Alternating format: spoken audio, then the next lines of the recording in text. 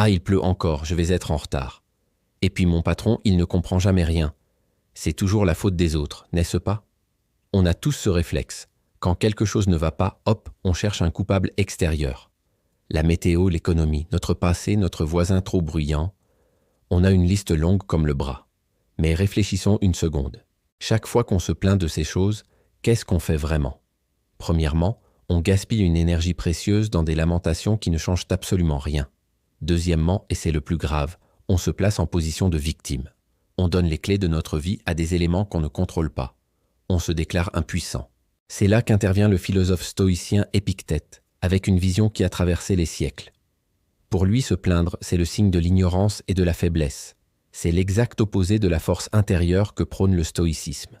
Il nous offre une prise de conscience qui peut tout changer, résumée dans cette phrase percutante, la cause de la malheur de l'homme est de se plaindre des choses extérieures. Pensez-y. La plainte est comme un poison lent. Elle nous maintient focalisés sur ce qui est hors de notre portée, sur ce que l'on ne peut pas changer. Le stoïcisme, au contraire, est une philosophie de la responsabilité radicale. Il nous invite à un retournement de perspective.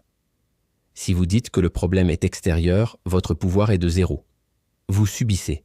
Mais si vous admettez que le vrai problème réside dans votre jugement, dans votre réaction face à l'événement, alors vous récupérez 100% de votre pouvoir. C'est ça la véritable maîtrise de soi.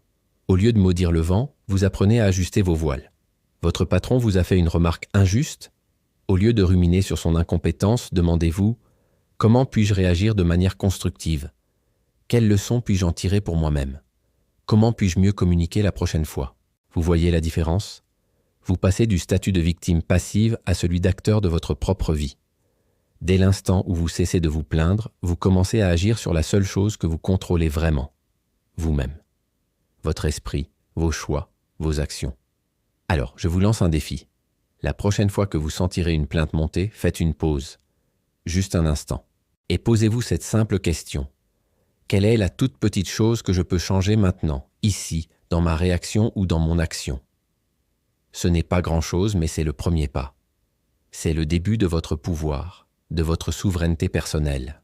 Si cette réflexion vous a interpellé, n'hésitez pas à vous abonner pour continuer à explorer ensemble ces outils puissants pour l'esprit.